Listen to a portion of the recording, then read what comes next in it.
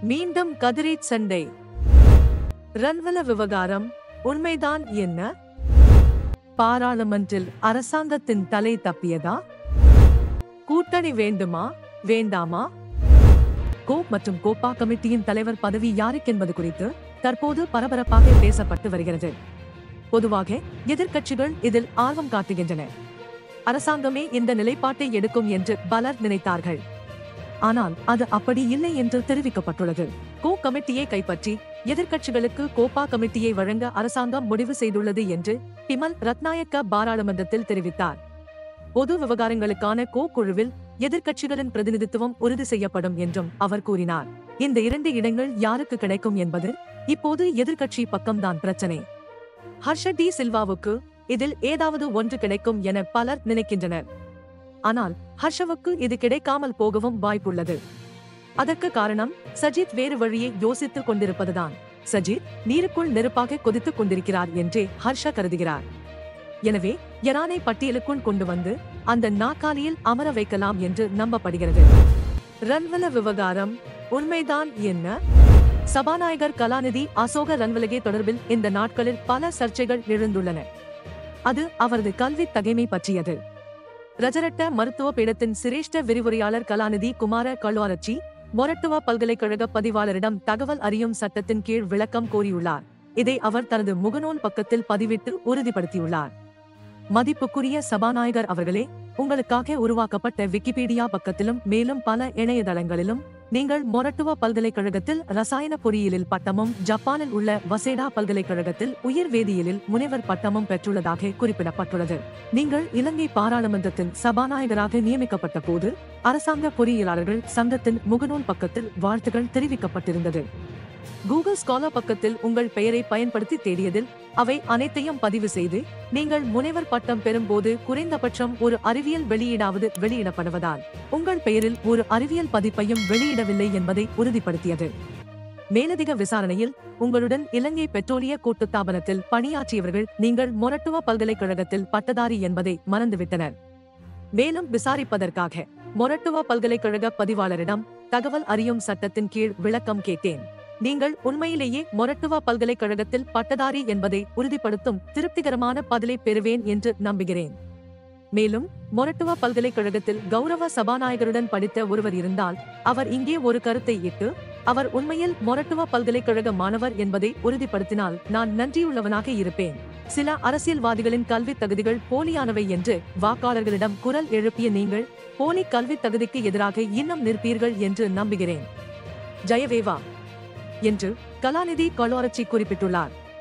மக்களுக்கு வழங்கிய வாக்குறுதி தொடர்பில் அரசாங்கம் தீவிரம் காட்டினால் சபாநாயகர் அசோக ரன்வலவின் பட்டங்களின் நிலை குறித்து ஆராய்ந்து இது தொடர்பில் தவறான தகவல்களை முன்வைத்தால் அவரை பதவி விலக வற்புறுத்த வேண்டும் அல்லது அவரை நீக்க வேண்டும்.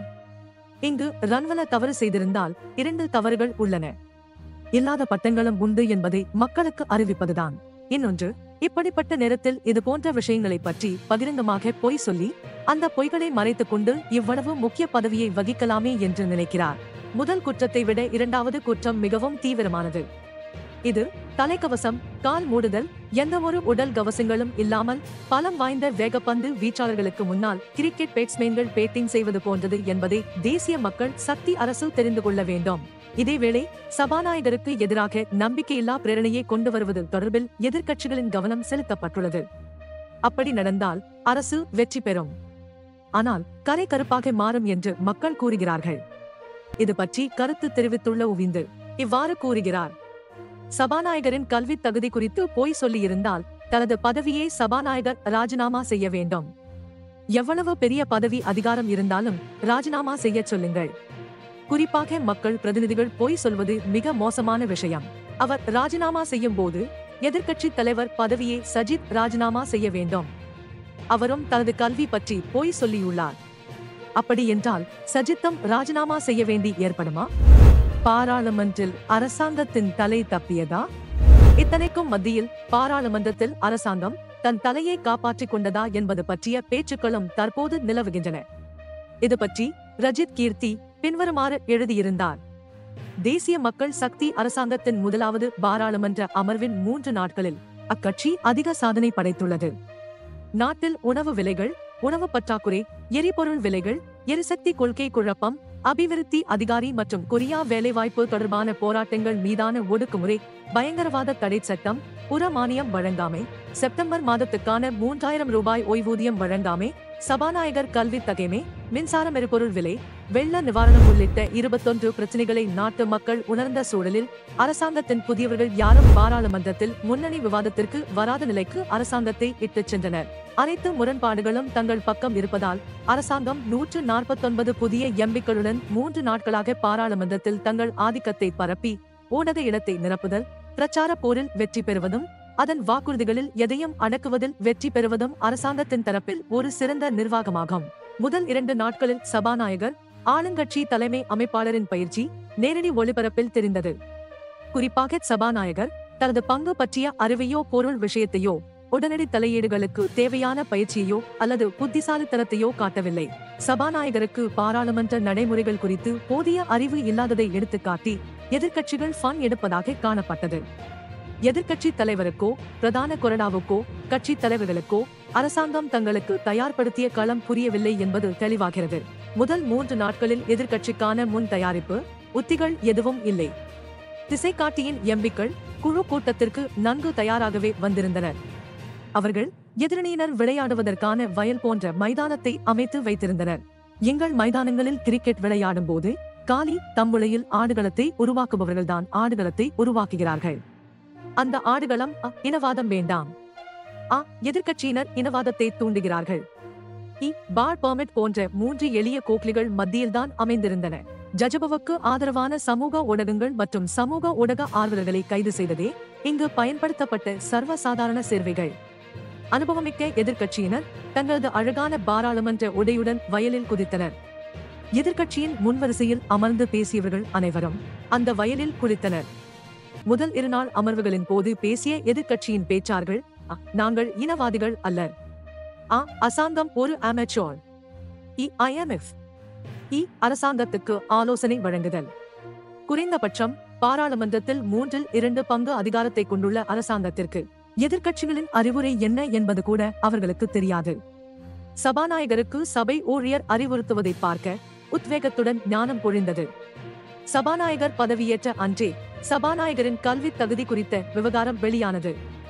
எதிர்க்கட்சி எம்பிக்கள் தங்களுக்கு எம்பிக்களுக்கான சம்பளம் செலுத்தப்படும் புரொடெக்ஷன் அண்ட் பேலன்ஸ் பணியை நிறைவேற்றினால் குறைந்தபட்சம் சபாநாயகரிடம் இந்த பிரச்சனையை கொண்டு செல்லாமல் இருந்திருக்கலாம்.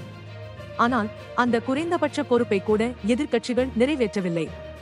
சமூக ஊடகங்கள் மூலமோ அல்லது பத்திரிகை வாயிலாகவோ அறிந்த வகையில் அல்லது ஆனந்த திஸ்ஸட்டி அல்வீஸ், அனுர பண்டாரநாயக்க, மஹிந்த யாப்பா ஆகியோரை பின்தொடர்ந்து சபாநாயகர் நாற்காலியில் மிகவும் கனமாக சபாநாயகர் அமர்ந்திருந்தார். தகவல் சட்டத்தின் கீழ் சபாநாயகரின் கல்வி தகுதிகள் கோரப்பட்ட போது சமூக வலைதள பதிவுகள் தொடர்ந்த நாளின் இறுதியில் பார் பட்டியலை அரசாங்கம் வெளியிட்டது. அதனால் நாட்டின் கவனம் முழுவதும் பார் லிஸ்ட் பக்கம் திரும்பியது. எவ்வாறாயினும் எதிர்க்கட்சிகளின் சிறந்த பேச்சாளர்கள் அனைவரும் அரசாங்கத்தின் இனவாத முத்திரைக்கு பதிலளிக்கச் சென்றனர். தாங்கள் இனவாதிகள் அல்லர் என்றனர். இது இனவாதமல்ல என்று கூறியதை தவிர 21 விடயங்களை நேரடியாக உணர்ந்து சம்பந்தப்பட்ட நாட்டின் 1 லட்சத்துக்கும் அதிகமான மக்கள். கொழும்பு தூதரகங்கள் மட்டுமின்றி ஐரோப்பிய யூனியன், ஜெனிவா, வாஷிங்டன், புதுடெல்லி, தமிழகம் என இலங்கை பயங்கரவாத தடை சட்டம், அதானி ஒப்பந்தம் என பேசி எதிர்க்கட்சிகளின் முன்னுரிமையை பெறவில்லை. சாணக்கியனின் மாகாண சபை கூக்லி, ஜனாதிபதிக்கும் வடக்கின் எம்பிக்களுக்கும் இடையிலான சந்திப்பின் மூலம் அரசாங்கத்திற்கு சிக்ஸர் கிடைத்தது. அரசாங்கம் அனைத்து சாதகமற்ற சூழ்நிலைகளையும் ஒன்றன் பின் ஒன்றாக வாதிட்டதுடன் எதிர்க்கட்சிகள் எழுப்ப முயன்ற வாதத்தை கவனமாக உடைத்தது. கடந்த காலத்தில் ஐமச தலைமையிலான எதிர்க்கட்சிக்கும் கோட்டாபய மற்றும் ரணில் அரசாங்கமும் இதையே செய்தது. அதனால்தான் ஒட்டுமொத்த எதிர்க்கட்சியும் பாராளுமன்றத்தில் கலைந்தது. 3வது நாள் எதிர்க்கட்சியினருக்கு சோகமாக மாறியது. கபீர் ஹாஷிமை தவிர எதிர்க்கட்சிகளின் பொருளாதார நிபுணர்கள் எவராலும் புதிதாக எதுவும் சொல்ல முடியாது போனது. எதிர்க்கட்சிகளின் பேச்சாளர்களது தவறான வார்த்தைகளை எடுத்துக்கொண்டு உத்தியாக சொற்களை மாற்றி எதிர்க்கட்சிகளின் மிக முக்கியமான வாதங்களை சுழற்றி அடித்தது அரசாங்கம். அதிலும் ஜேவிபி அரசாங்கத்தின் கடந்த கால கதைகளை பேசப்போய் நன்றாக வாங்கி கட்டி கொண்டது. ஜேவிபியின் முன்னைய தவறுகளை கணக்கிட்டால் அவர்களுக்கு பாராளுமன்றத்தில் 70% அதிகாரம் கிடைக்குமா? பாராளுமன்ற நேரத்தை நாட்டின் பிரச்சனைகளை பற்றி பேசுவதற்கு எதிர்க்கட்சிகள் பயன்படுத்தாவிட்டால் 2011ஆம் ஆண்டில் ரணில் விக்ரமசிங்க தலைமையிலான எதிர்க்கட்சிக்கு ஏற்பட்ட கதி சஜித் பிரேமதாசவின் எதிர்க்கட்சிக்கும் ஏற்படுவதற்கு வெகு காலம் ஆகாது. முதல் 3 நாட்களில் அரசாங்கம் அமோக வெற்றியீட்டியது. அது சரி, எதிர்க்கட்சி என்று ஒன்று இருந்ததா என்று அந்த பதிவில் குறிப்பிடப்பட்டிருந்தது. கூட்டணி வேண்டுமா வேண்டாமா? லங்கா நியூஸ் வீக் மனோ கணேசனுடன் இன்டர்வியூ ஒன்றை நடத்தியது. பொதுத் தேர்தலில் தோல்வியடைய என்ன காரணம் என்று கேட்கப்பட்ட ஒரு கேள்விக்கு மனோ பின்வருமாறு பதிலளிக்கிறார். ஜனாதிபதி தேர்தலுக்கு பிறகு அலை வீசுவது ஆச்சரியப்படுவதற்கில்லை. ஜனாதிபதி தேர்தலில்தான் தவறு நடந்தது. அதை நாம் அனைவரும் ஒப்புக்கொள்ள வேண்டும்.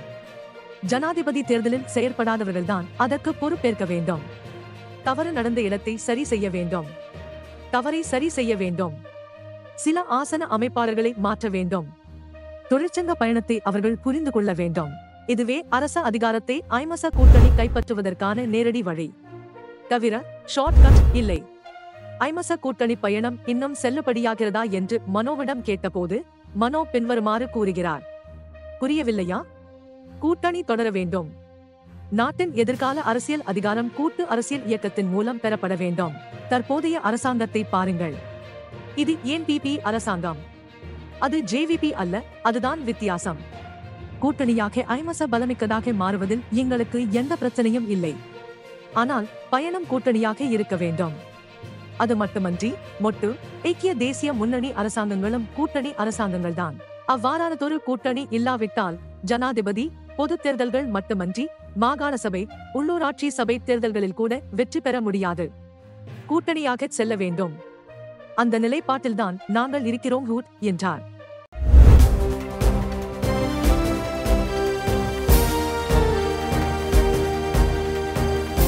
The leader, දේශයට මග කියන ප්‍රවෘත්ති පෙළගැස්ම